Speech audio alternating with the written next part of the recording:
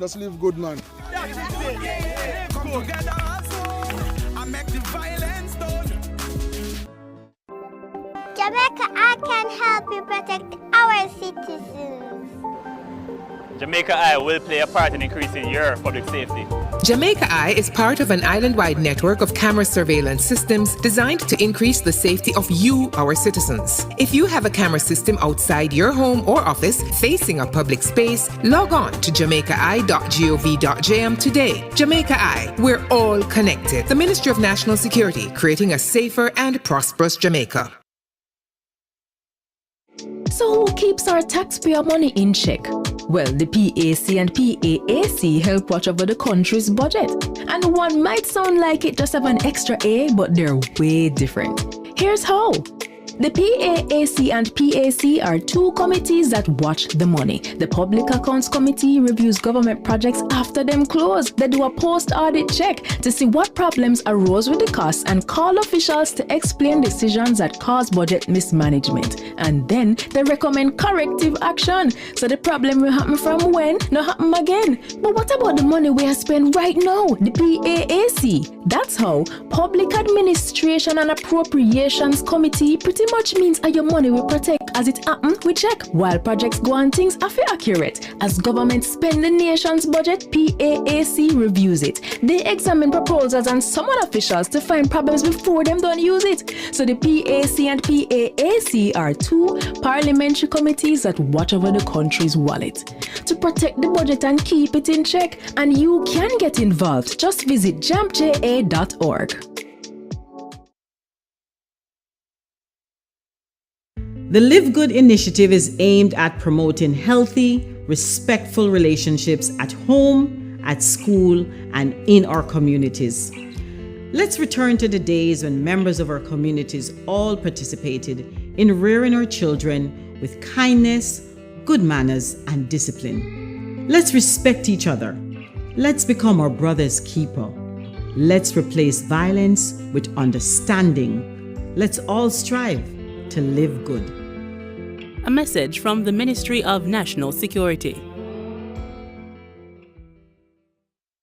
Zoom in on the nutrition facts. It there in the table on the side or the back. You fi check out the servings, just do the maths. Not taking too much, finger below the facts. Zoom in on the nutrition facts. It there in the table on the side or the back. Take note of the sodium, the sugars and the fats. 5% and less in the on the right track. You fi zoom in on the nutrition facts. It there in the table on the side or the back. Vitamins, minerals and vitamin 2, 20% and more that good for you. You fi zoom in, check the nutrition facts. You fi zoom in, check the nutrition facts. You fi zoom in, check the nutrition facts. Less sugar, less salt intake and less fat. You fi zoom in. A message from the Ministry of Health and Wellness, Jamaica Moves, the Heart Foundation of Jamaica, the National Health Fund, and Japan. 10 voices, 5 weeks, 1 mission. Join us for the 2025 season of Jamaica's most popular gospel music show on television. Beginning Sunday, July 6th and continuing every Sunday until our grand finale on Sunday, August 3 inside the Independence Village. Join us as we go in search of Jamaica's next gospel star. Powered by Sagicor, building trust one generation at a time, and our many other partners.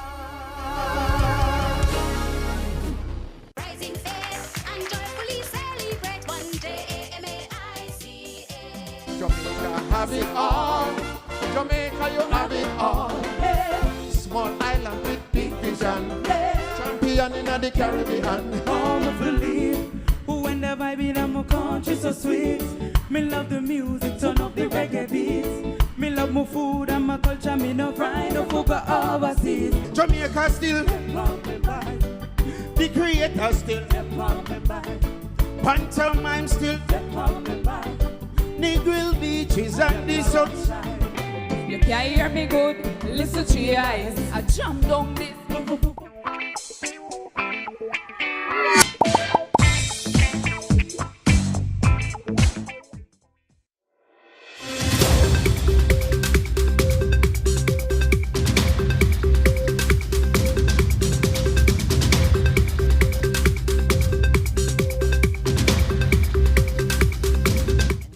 here with his team, Mrs. Arlene Williams, the Permanent Secretary in the Ministry of Economic Growth and Job Creation.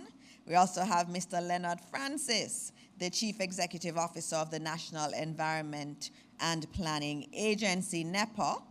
And we also have with us Mr. Peter Clark, the Managing Director of the Water Resources Authority, Mr. Ainsley Henry, the CEO and Conservator of Forestry Department. We also have Mr. Garth Jackson, Acting Vice President of the National Water Commission, Mr. Yannick Watson, CTD in MEG-JC, and Ms. Gillian Guthrie, also CTD in MEG-JC.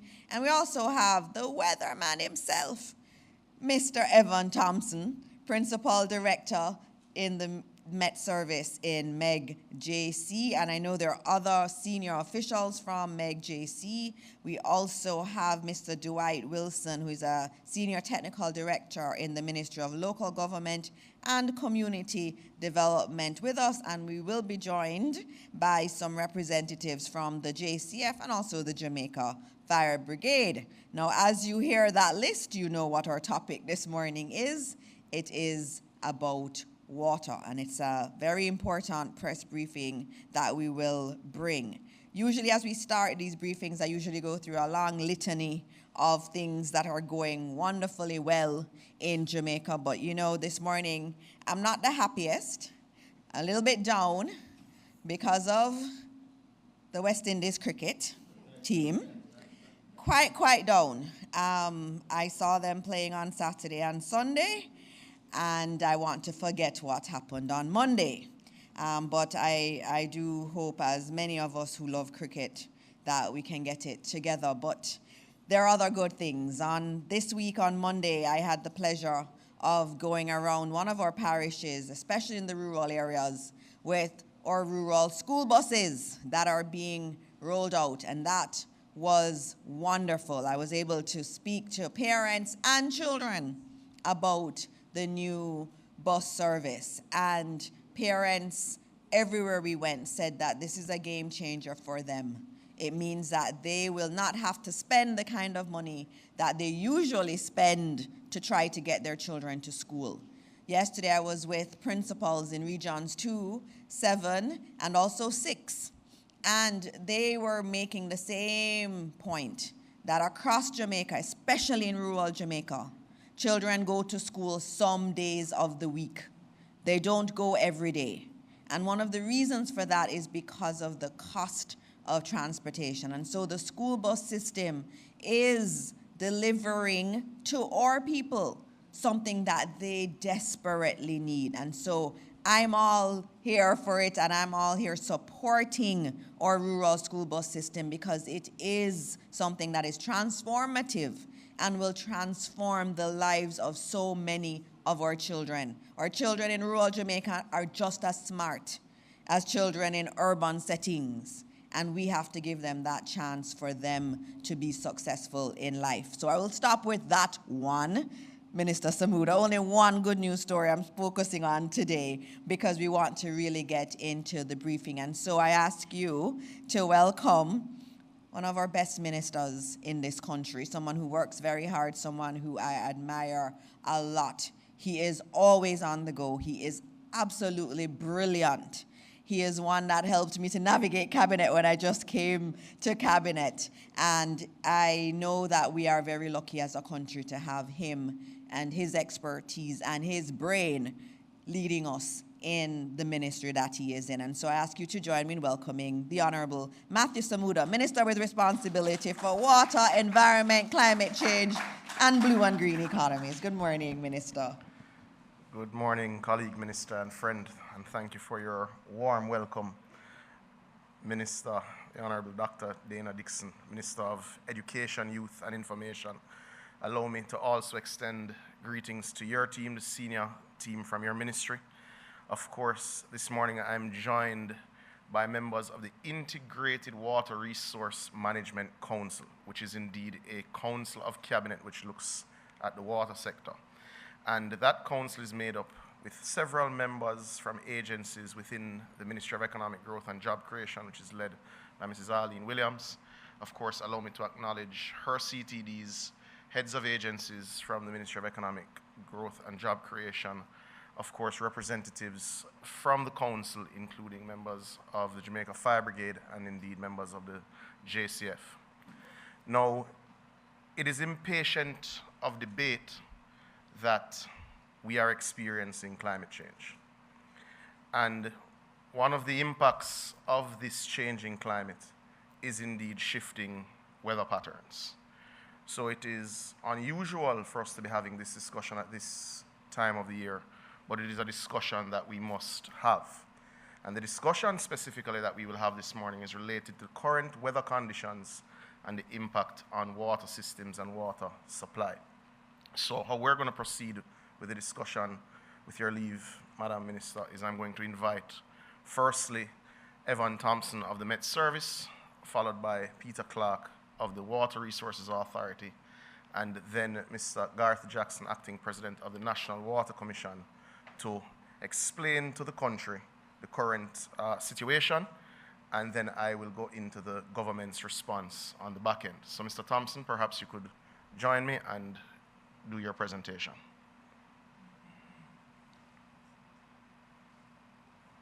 Thank you very much, Minister. Good morning to you and to all persons present. I want to acknowledge the presence, of course, of our moderator, who is, of course, the Minister with responsibility for information, and, of course, my own permanent secretary, Arlene Williams, who is here with us this morning.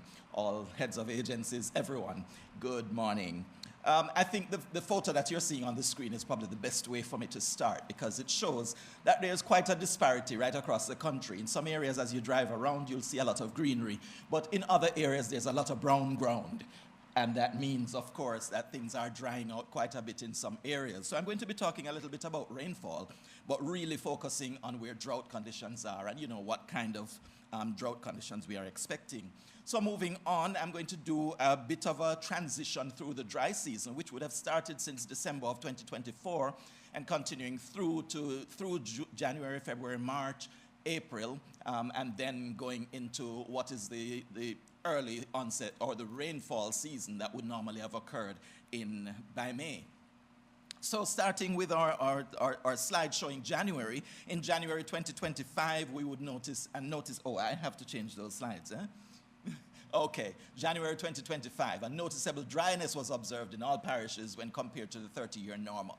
So I'll focus on those images you're seeing to the left side. The larger image to the top would show what the actual month shows, and then the smaller image will show what the normal season would look like. So we can see that there's a lot more browns and reds showing up on our January photo than what we would have normally experienced. So it shows that there was quite a bit of drying that we experienced during the month of January. Going through February, we see more of kind of similar activity, but it looks more like what the normal would have looked like. And so there was some amount of dryness, a little bit more drier to the southeast of the island in particular, but here we see what the comparisons are with those two periods. Going through March, we see a little bit more of the greens coming in the western part of the island, but there is still quite a bit of brown areas showing the dry conditions in the east central part of the country and moving toward the south coast. And then going through April, there was an increase in rainfall. We did see much more of the rainfall coming in April, so there is still some dryness that we can see in the larger image to the top over sections of, say, St. James going southward into St. Elizabeth, and then in the eastern part of the island, we also saw some dryness mainly toward the south. Going through May, however, we see a total difference here between what we actually experienced in comparison to what is normal. And much more of the reds and browns are showing up, the oranges showing up that show that the drought conditions were beginning to be experienced in some parishes.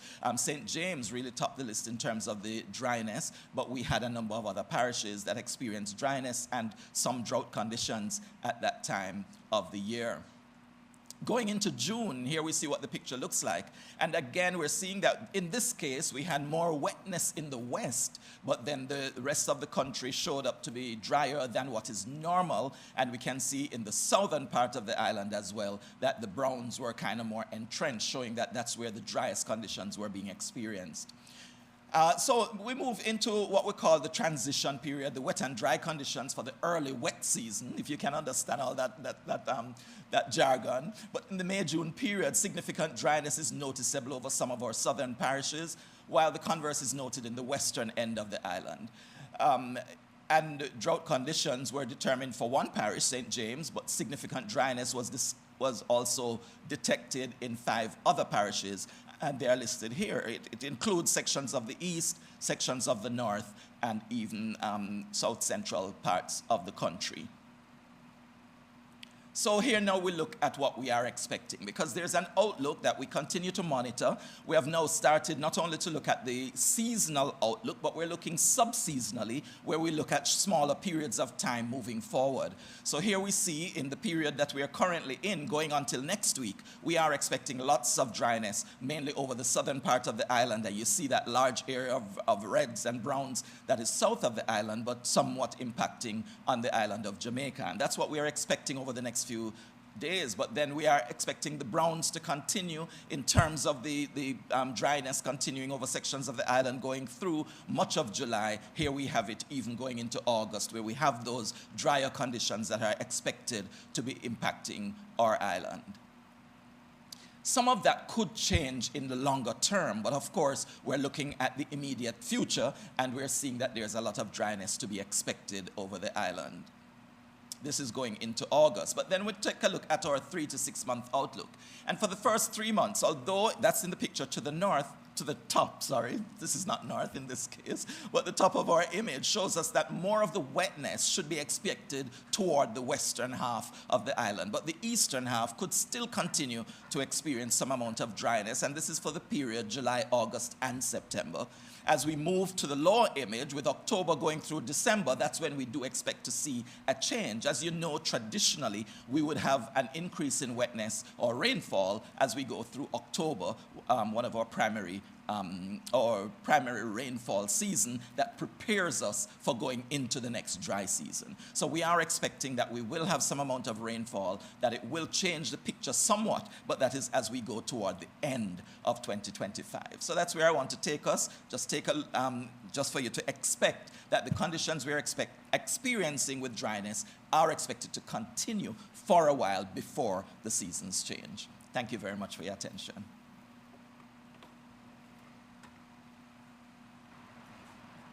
Thank you, Evan. I'm going to ask Mr. Peter Clark from the Water Resources Authority to give us a brief update as well. Thank you, Minister Samudo.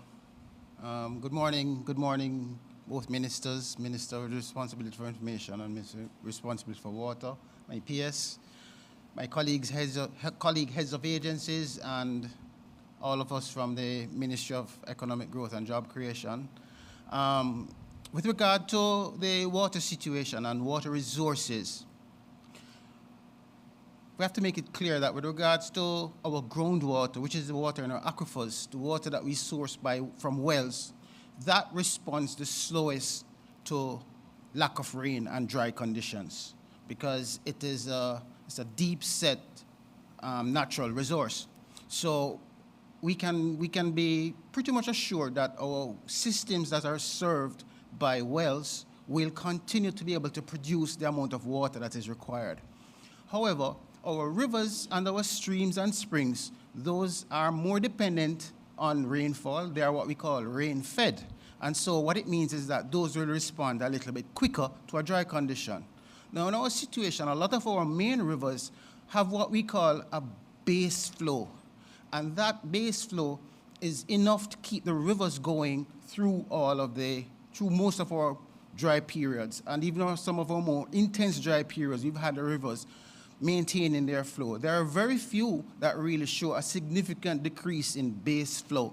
So again, those rivers will be up to par for what we want to remove water, abstract water from. So it means that for a lot of our major towns that are depending on these either wells or these kind of systems, they'll be fine. However, the real problem becomes when you consider what's happening with spring-fed systems and smaller stream, smaller river systems. These respond almost immediately to the lack of rainfall. With the projection that we've just had from Mr. Thompson of the Met Service, what it means is that going forward into June, July, and August, when we shall not be expecting to have as much rain as we would normally have, that impact will be felt just about then almost immediately with those kinds of systems. A lot of these are our minor water supply systems, yes, but even the National Water Commission, they do have systems that are dependent on springs as their source and small rivers as their source. So we have to anticipate that this is happening. We have to accept Evans' forecast as being real, and we accept, and in accepting that, we now have to anticipate. And it is in that now that we have to continue to make the plan on how we're going to get with that. And of course, our minister is here to assist us with that. The last year, this time, we were here talking about a major problem over in the western part of the island. And you can see, as you said, that, you know, with changing, with cliff shifting climates and so on, you can never really make that prediction on where your dry areas are going to be. So now, what we're looking at actually is areas where we'd expect rain to be in the west, that we're seeing that, in the east, I mean, we're seeing that that is a problem. That problem is exacerbated because in the eastern part of the island, that's our mountainous part of the island, that's where we really have a lot of the geology is a lot of rocks and so on. So water doesn't get a chance to soak into the ground and then gradually seep out as it does in other parts of the country.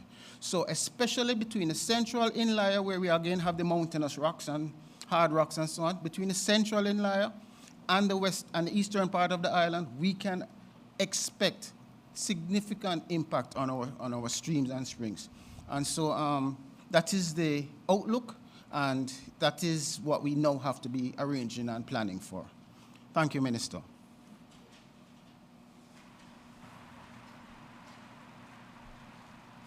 Thank you, Mr. Clark. I'm going to ask Garth Jackson, Acting President of the Water Commission, to join us now and carry us through the impact on our major water systems.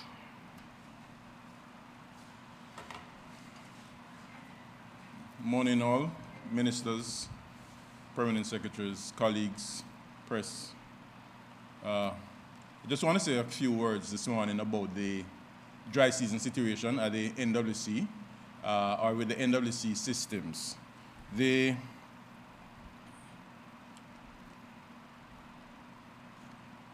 About 44 of our systems, we have about 450 systems operate island-wide, and about 44 of those have been affected in some way by the dry season. 23 of those are operating probably just below 50% capacity, but the rest of them are above that, and all others. Now, you'll see from the slide that the eastern parishes, and this is consistent with what both Evan and Peter pointed out, eastern parishes have about 40 systems which are affected by the dry season, whereas the western parishes have just about 3 which are affected. The rest of these systems, Hanover, Westmoreland, Manchester, all are operating largely at capacity currently. So those are all small streams and springs which have been impacted so far, significantly impacted so far. In terms of the larger impoundment, raw water impoundments, those serving Kingston and St. Andrew. The Hermitage Dam, we are currently, these are actually yesterday's numbers, 246 million gallons of storage. Capacity is actually just under 400 million gallons, and so we're at about 62%. The levels are falling about 1% per day, and so our usual caution level will start to have to deal with consider restrictions or consider contingency measures. It's about 65%, so we're just about there now, and we're actually in the process of dealing with those. So we're about 63% for Hermitage. With respect to Mona, that's a little bit lower, but the volume of water stored is significantly higher. So we have about 404 million gallons in storage. That's about 50% of the capacity. It also is falling at about 1% per day. Again, I mentioned the caution level. And I'll speak a little bit more to that, what some action we're taking. The short-term actions. So for the urban centers, we're looking at modulating the supplies and actually regulating supplies between discrete supply zones so that we can actually maintain service to all on a daily basis, however reducing the actual output from the facilities. Today we'll be recommissioning the Beverly Hills well and the Cavaliers wells. Those two are going back in service. We have done some checks on those, make sure they're up on both the electromechanical equipment as well as the boreholes, the wells themselves are up to standard to last through the season. Upper Camp is also being recommissioned, and that will bring about just over 2 million gallons of water additional into service so that we can cut back on the regular abstraction from the raw water impoundments.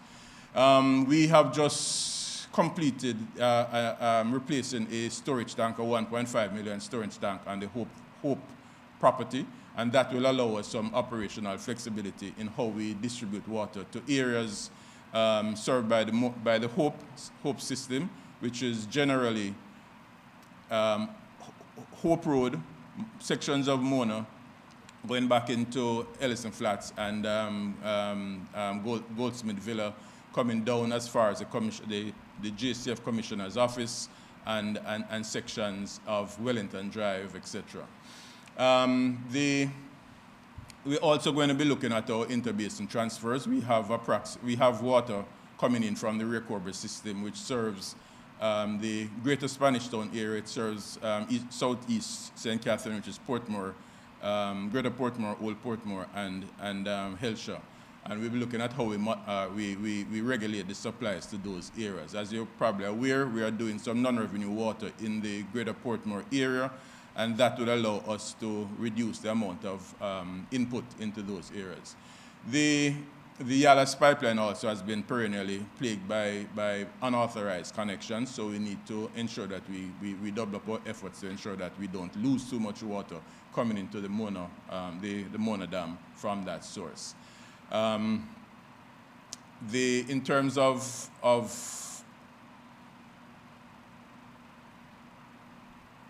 of the rural communities, we have actually completed the cleaning of a number of our spring heads as well as the intake channels. And what you see on the screen there is one at a place called McPherson Springs in Rock River. We have done some cleaning of that water channel, and so the flows into the source will be maximized.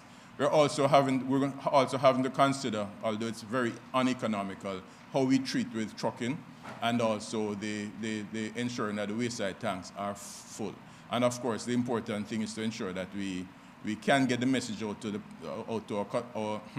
our customers and consumers that they need to conserve, and that we're doing all we can to reduce the wastage of water, or the inappropriate use of water. The numbers we haven't yet tabulated. We are at the start of it, so we haven't tabulated anything in terms of the trucking costs or the reduction in revenue, but we probably will hear something further on that later on in the season. The other short-term, and these are now resilience as opposed to response measures. We want to have some short-term measures which we are implementing. So for a number of systems island-wide, we're doing some immediate non-revenue water reduction activities. So we're actually working now in the Palmetto Pen, Palmer's Cross area. We're doing some work we've initiated some work in the Hayes, Portland Cottage, Portland Cottage, Sangsters Heights, Mitchelltown area. We are actually keying up a major project for Yalas, Easington, and Albion to reduce water lost by a cross-country pipeline. So that will probably go into the next financial year. The Shaw Park area, a lot of development in the Ocheres area, and we need to do some work there to reduce our non-revenue water. Similarly, in Santa Cruz, we have that challenge. Low ground, Clarendon. We have an old pipeline leading from our low ground sources, leading through Ennis and Turner's, and we have actually done quite a bit of work in terms of identifying the areas of loss and actually replacing some of those pipelines. And we're doing something similar in the eastern St. Mary area, from Ita Boreal, which is just east of Anata Bay, going through Agwalta Vale and up into Highgate. I will say that we have actually completed some work at our Agwalta Vale station, where the pumps have been replaced with more efficient pumps, newer and more efficient pumps, and we have actually seen a significant reduction in our energy consumption there, significant reductions there because of that. But there's still a significant amount of work to be done in that location in order to ensure that Highgate and Islington does get a more reliable supply, a better service. In terms of resilience, we do have some bigger projects which we are working on, which are more medium to long-term projects. You'll all be aware that we have actually we have actually commenced construction on the 15 million gallon Rio Cobra water treatment plant, driving west along the north-south highway. Just before you get to the Rio Cobra bridge, you'll see on the right-hand side the works already underway. They have started excavation. All the preliminary works are proceeding to pace. The designs for the plant are being finalized, and that's going pretty well. And 2 weeks ago, we actually broke ground for what's called the Western Water Resilience Program. That involves a number of phases. The first phase involves a replacement of 68 kilometers of pipelines, starting from the Martha Bay treatment plant, going through Bounty Hall, back into Ironshore, and through to Montego Bay, Davis Avenue, or terminal storage at Davis Avenue. And a second component of that starts in Lucy and going all the way around starting west of Lucy and going all the way around to Negril. Significant work has been done in Negril last year, and so the challenges we had there in terms of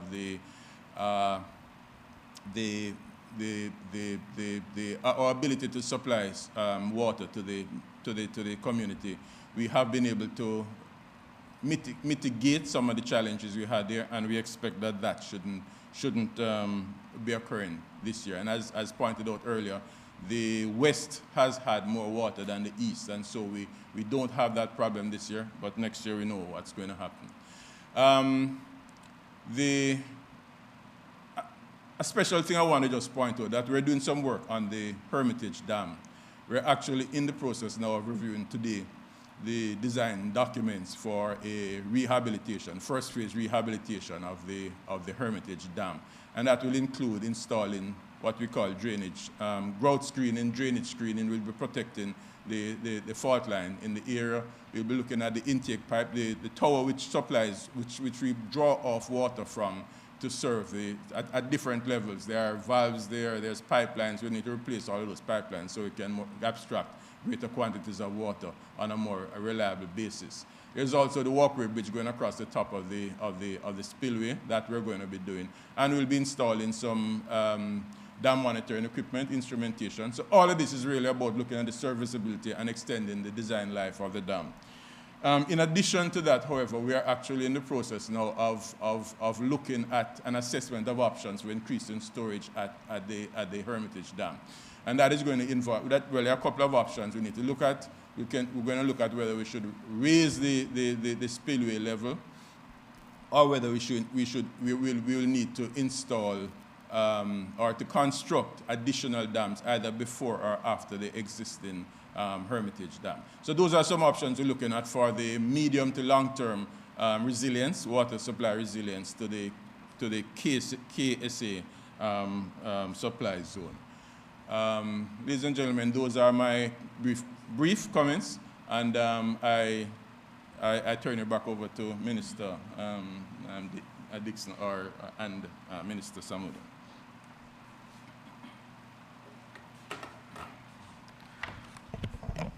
Thank you, Mr. Jackson. Consequent on the three presentations you would have just heard from the Met Service, the WRA, and the National Water Commission, I'm announcing this morning a suite of measures for drought mitigation efforts from your government of 350 million Jamaican dollars. Those measures will include $250 million, which will be executed by the Ministry of Economic Growth and Job Creation, which will see trucking, something I hate to discuss, but trucking that will be directed through members of parliament to the tune of approximately $150 million.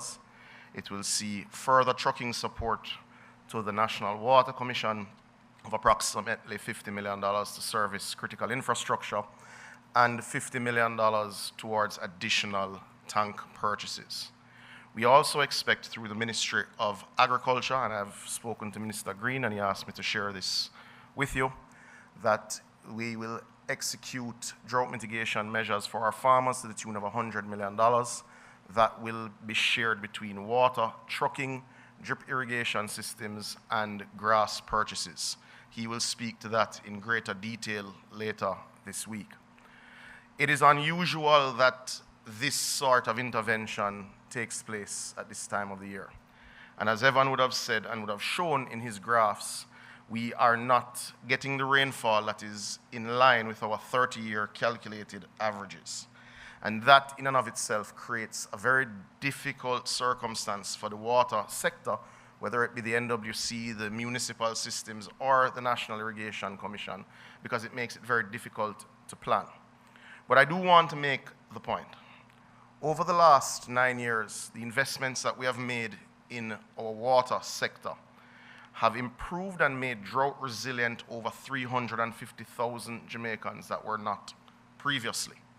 We are currently midway in $22 billion of capital investment in the water sector across potable water, sewage, irrigation, that will benefit over 900,000 Jamaicans when complete. Some of those projects will be complete in 3 months, and others will take as long as 5 years when one contemplates some of the larger scale projects that we have. But we want to assure Jamaicans that the investment is already bearing fruit. We would have had this press conference 8 to 9 weeks ago based on current rainfall levels previous or prior to the investments already made. And with the investments that are being made, we expect that several large geographic areas will not have these sorts of discussions in the future. These large investments include the Western Water Resilience Project, which will see significant expansion and improvement in the distribution network, the processing network, and indeed the storage systems in Western Jamaica, spanning from the Martha Brae all the way around to Roaring River in Westmoreland. We also expect to see significant benefit from the continued non-revenue water work, which is taking place sometimes in a fragmented way so persons don't understand exactly what we're doing. But non-revenue water work includes major line replacements that the National Water Commission is doing, which goes up to about $10 billion this year. It also includes the $5 billion being spent through the National Works Agency under the Spark program, which changes old pipes so that when those roads are laid, they don't have to go and repair leaks immediately after. It also includes significant work being done by JSIF and NHT at the community level in that space. To also provide further update, the National Water Commission has completed its pre-qualification stage for the National Non-Revenue Water Partnership that we seek to have in place by next year. Additionally, we are also expanding water production capacity. We are already in construction through a PPP in the Rio Cobre water system that will supply 15 million gallons of water a day, and we expect that to significantly impact Spanish Town, Portmore, and Kingston and St. Andrew. Now, just as when we say the big numbers in terms of money, when you say these big amounts of water, people don't quite understand what that means. Now, what does this particular system mean? In February 2023, or was it 2022, Evan, the worst drought in Kingston and St. Andrew? 2022. In Kingston and St. Andrew, we were short 12 million gallons a day in that drought, in the worst of our droughts. This system will provide 15 million gallons of water a day when complete in less than 2 years based on where we are. So we are making the transformational investments in water distribution, in water processing, and in water storage, as Garth would have highlighted with what is to come with Hermitage and otherwise. But for now, a citizen who is facing the brunt of the drought and suffering from low supply, especially those who are supplied by municipal systems, because those are the systems that primarily pull from groundwater, meaning small streams. So when small streams start to dry up, we have dozens of systems in every parish at the municipal level, which affects approximately 11% of Jamaicans, which are severely impacted. And we have that list, and we'll make that list public, Madam PS, in terms of what is being affected at the municipal level. Those systems are severely impacted, and it requires a significant government intervention to make sure that people have the basic commodity. So this intervention is tailored to ensure that citizens get the response from their government that they deserve to ensure that we keep water available to all citizens.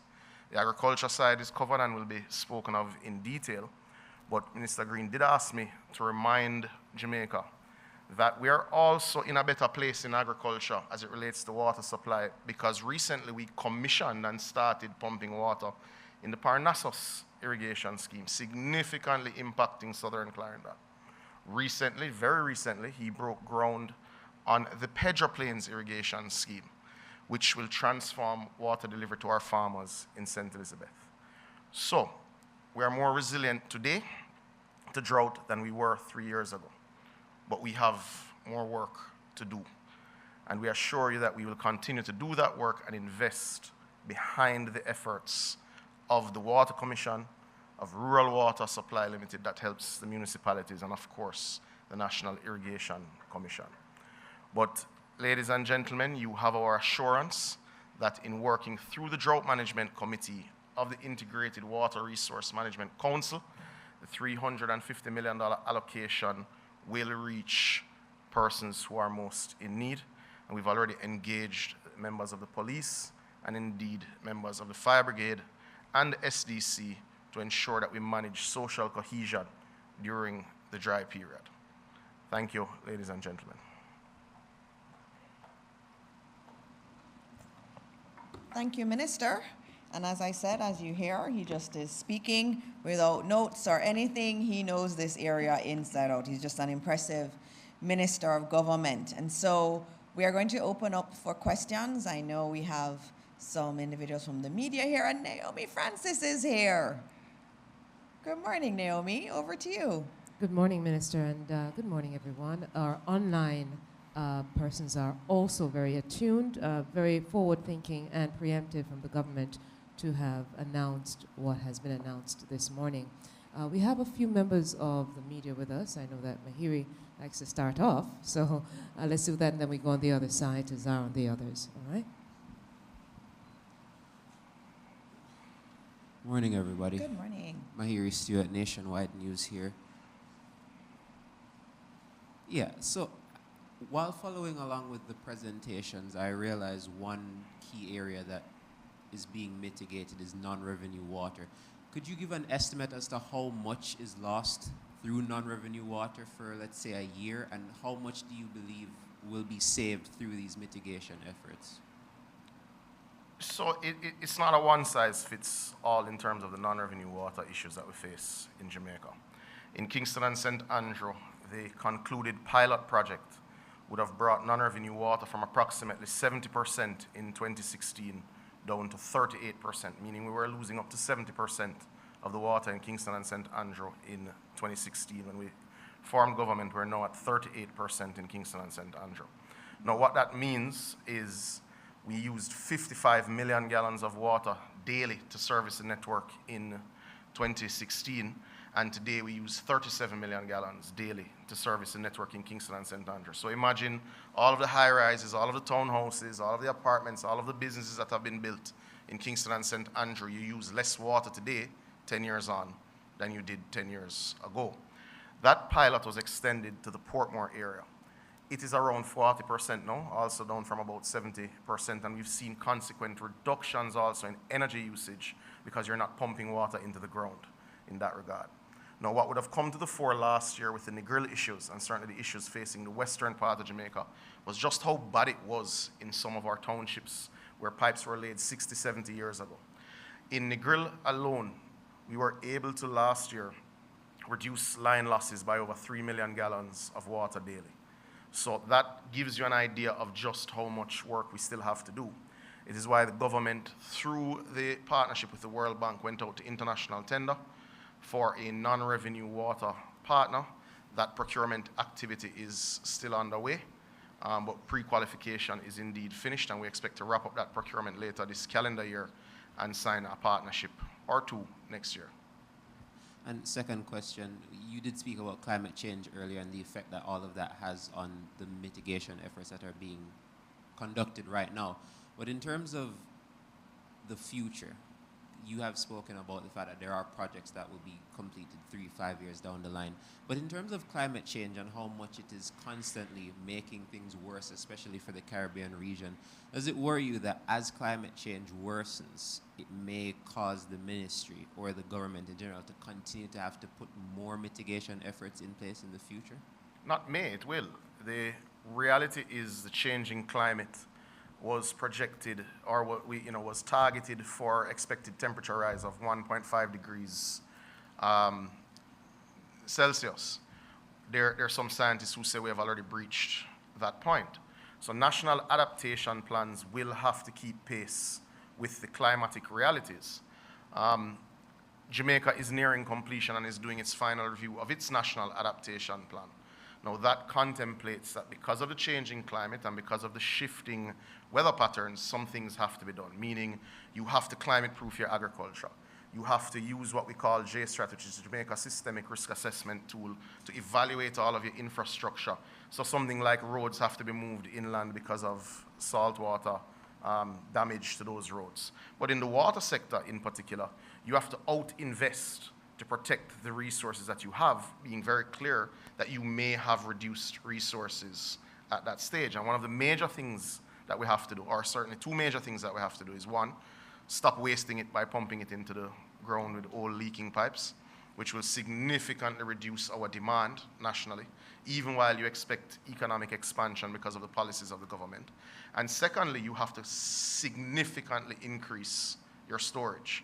It is the government's intention, as Garth would have just spoken to expand the Hermitage facility, whether with a new wall or with an increased height on the existing wall. We do intend to build a second dam at the Mona facility, and we are looking at the Mahogany Vale system and testing the stability of the water supply that comes from both the Negro River and the Yalas River. But beyond that, the Prime Minister has already articulated a vision that will see a pumped hydro system, which would see a massive dam being built, likely in Clarendon.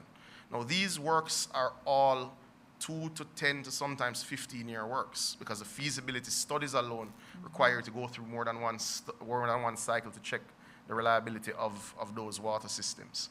But generally, the government accepts that it will need to invest significantly. And because of that acceptance, we had partnered last year with the World Bank, and they evaluated our entire water system for potable water, irrigation, and sewage. And their estimate is that we require investment of close to $5 billion by 2030 for us to be resilient in the context of climate change, as well as in the context of failing infrastructure and aging infrastructure. Currently, if you look at what we are midway in, we are on track to deploy over $1 billion over the next 2 to 3 years. Obviously, the pace of that investment has to increase significantly with the pace of climate change speeding up. All right, thank you, Minister. Zara? Good morning, Minister. Good morning, everybody. I have a couple of questions based on a presentation from the government regarding the Western Resilience Water Project, or maybe I said that wrong. At the groundbreaking, both you and Prime Minister Honus talked about being answerable to the citizenry. Prime Minister Honus said probity and transparency are required by the Jamaican people. So with that in mind, I was wondering about the competitive process in selecting Vincent to carry out this project. I wanted to know what, if you could describe the competitive process that was used. 2, The project cost $67.5 billion Jamaican, $28 billion in the first phase, and according to you, not $1 of debt. How are we financing this $28 billion in the first phase and the overall $67.5 billion? Dr. Chang did say it will cost taxpayers. I'm just trying to understand how is this going to be paid for. Thirdly, last time we were both in this room in February, you said the Rio Cobra Water Limited PPP does not reflect government debt, meaning there is no liability to the government or to the people of Jamaica. However, this project is a PPP being undertaken by a group of private sector companies, and yet the Auditor General Department and the NWC have confirmed that this is a government pays PPP. A government pays PPP means that it requires GOJ funding and support for operations. In the PPP policy by the government of Jamaica, it says PPPs do not create fiscal space. They must be accounted for in the books of the government. Has the Rio Cobra Water Limited project, PPP, been accounted for in the books of the government? Last question. At the same groundbreaking, you said that 3 years of surpluses at NWC, you talked about that. But I'm seeing in the tables that were submitted as part of the budget for 2023, 2024, to 2025 to 2026, all had net losses before and after taxation. So I'm trying to get clarification around the 3 years of surpluses that you were speaking about in July. Here. So you've requested an essay based on the number of questions. So I'll try and recall each one that was framed. The Western Resilience Water Project is a project that was contemplated and designs for elements of it and varying components of it contemplated from 2002 by the former PJ Patterson administration.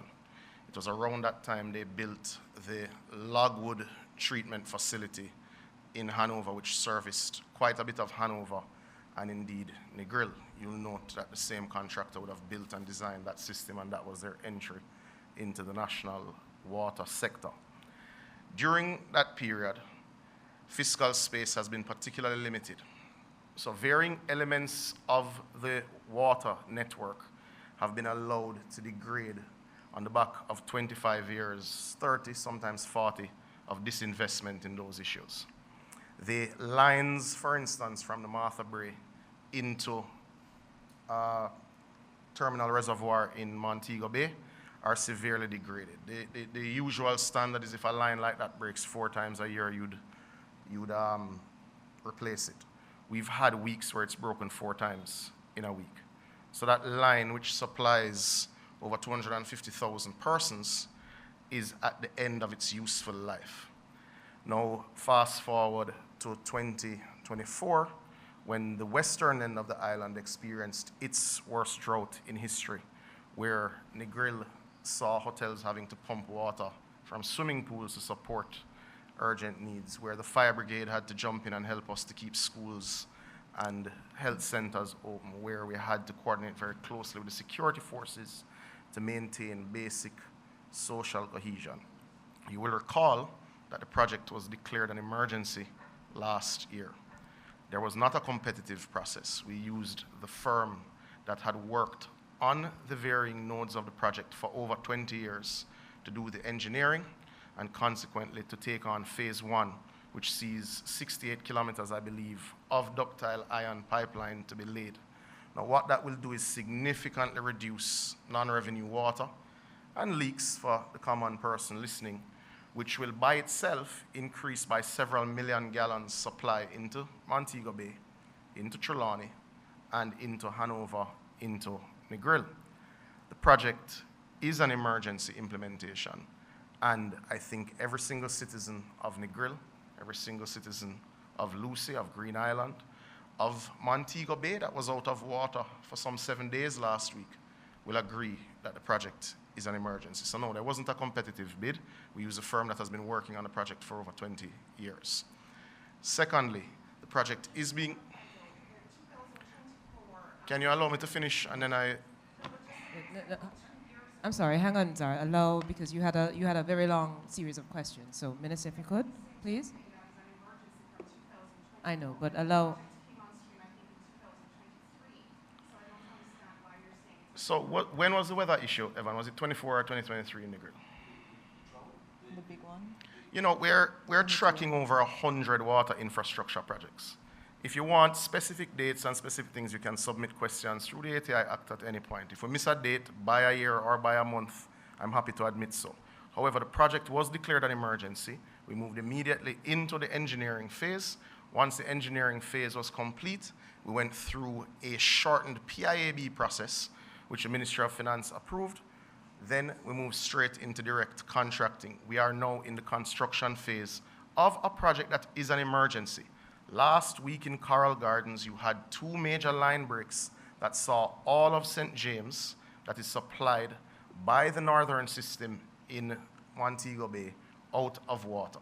It is an emergency, and we have proceeded accordingly. And no, it was not a competitive process. We use a firm that has built 20 years plus of reputation in Jamaica, which is also arguably the largest construction and engineering firm on earth. Just for those listening who are not familiar with the sector, that firm is certainly the largest in Europe and is arguably the largest on earth. Okay? And their water knowledge is extensive as it relates to the Jamaican market. Next, the issue of how it is financed. 5 billion Jamaican dollars is in what I call the big yellow book for the budget this year, being financed through the Ministry of Finance and its consolidated fund on capital works to get the project started. Because the project has actually started and a large part of it requires the upfront purchase of pipes, we expect the Ministry of Finance to further make allocation now that it has started in supplementary budgets later this year to pick up the pace associated with these pipelines.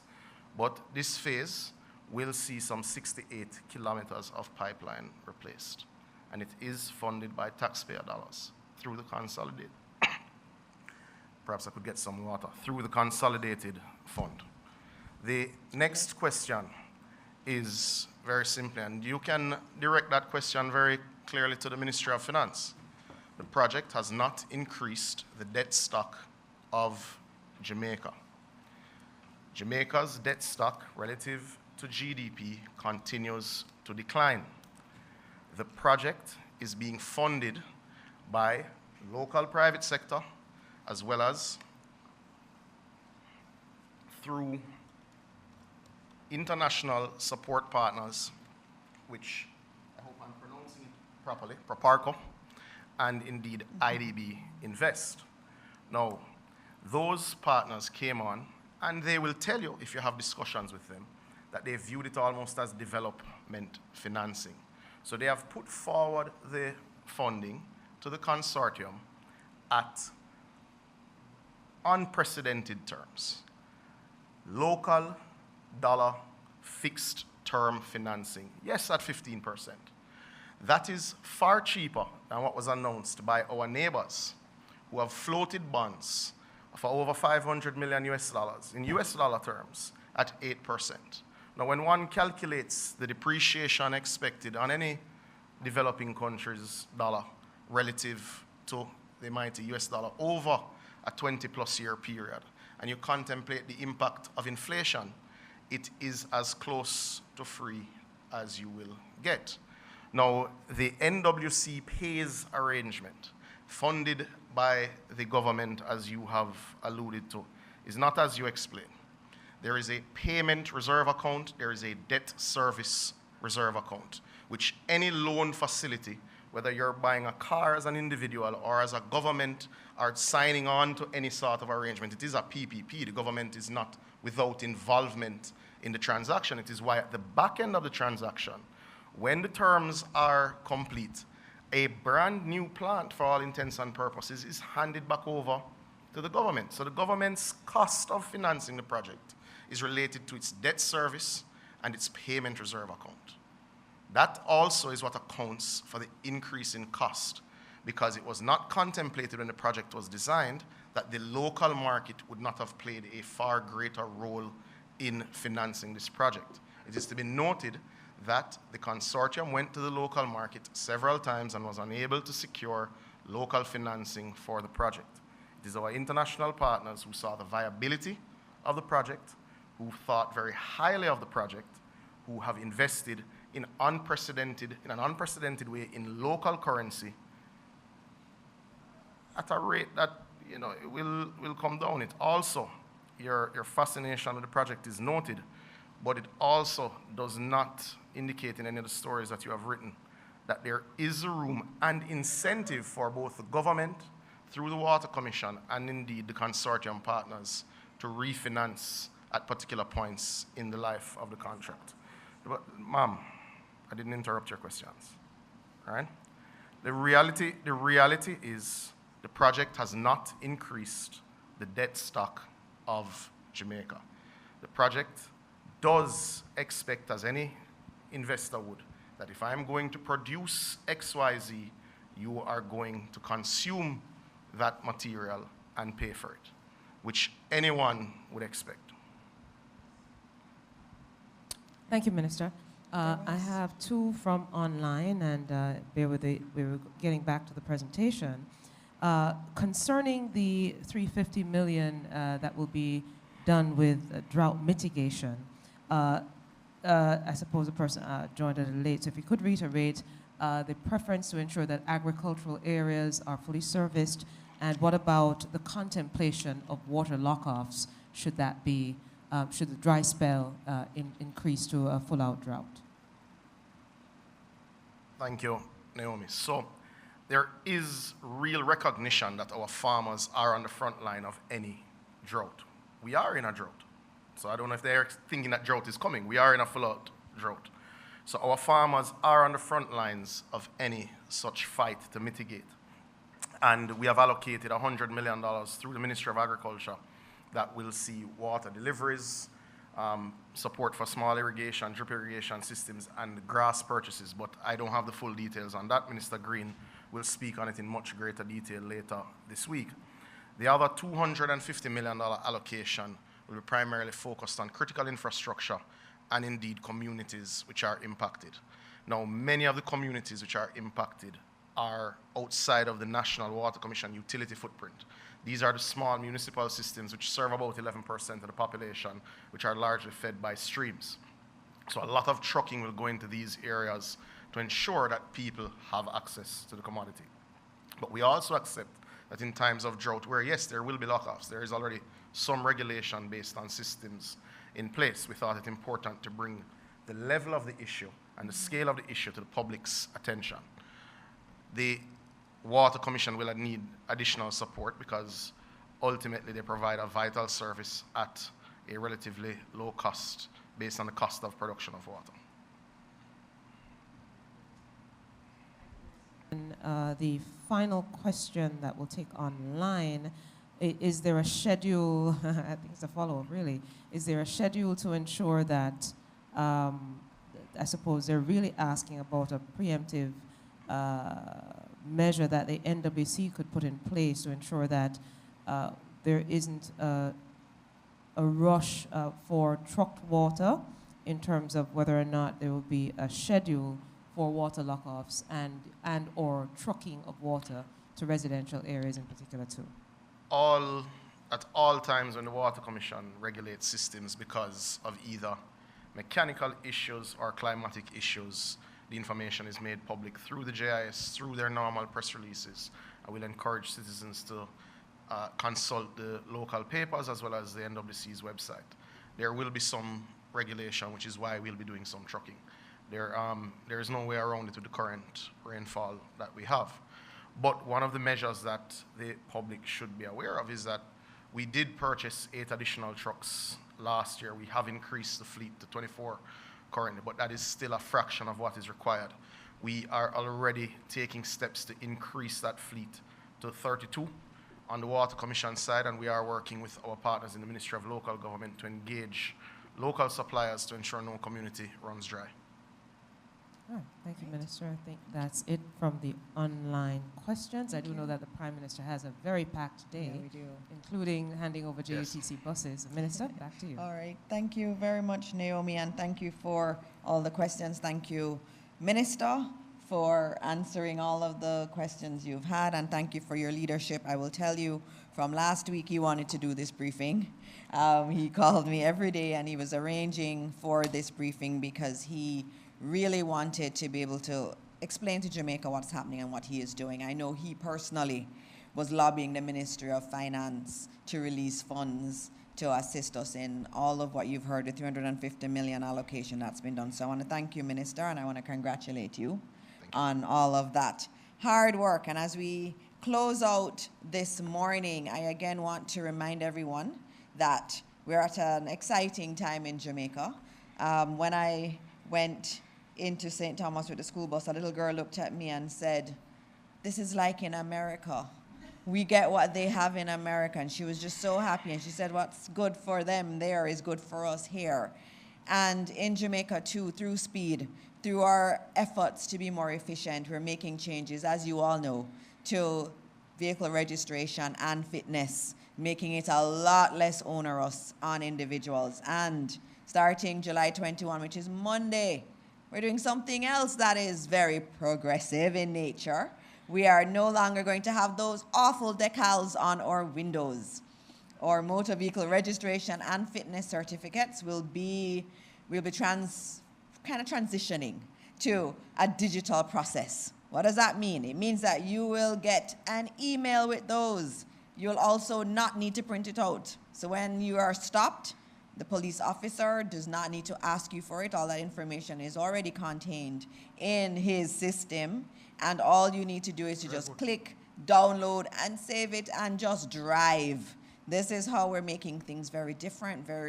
We are using innovations that have been seen around the world and bringing them right here to Jamaica to make the lives of our people much better. This is undoubtedly a government that truly cares, and we will continue to make innovations like this happen. And as you heard this morning, we're thinking long term, we're thinking about the future, all the awesome work that our public servants have done, and you heard them this morning. We have some of the best public servants you can find anywhere in the world. You heard them from Water Resources Authority, you heard NWC, you heard Evan, who is just like superb, one of the best in the world. And we have others in the room from NEPA, the PS, who are just excellent. They're excellent people. We have excellent workers in the public service. And that's why, for the last thing I'll say today, if you're looking for scholarships and you're a public sector worker, go on the Ministry of Finance's page. We have lots of scholarships for public sector workers to help them to continue to be as excellent as they are. And also importantly, we have scholarships for the children of public sector workers. So please go on the Ministry of Finance website if you are interested and get more information on these awesome scholarships that have been provided by the government of Jamaica. And so on another Wednesday morning where we took some challenging questions, but nothing is too challenging for us. We answer all the questions that come from the media. We are saying goodbye for now, and we look forward to seeing you at our next press briefing. And God bless all of you who are watching. God bless this wonderful, beautiful country that we have, Jamaica, land we love. Thank you. Amen. Thank you, Matthew.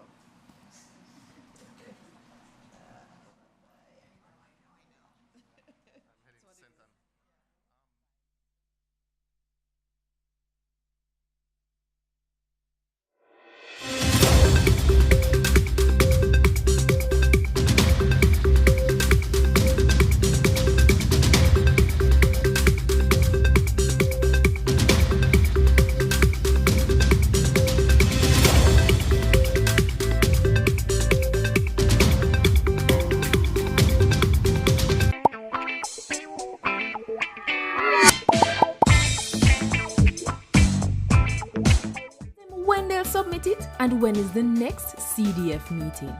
Change is possible. It's already happening. What we need is you. A message from the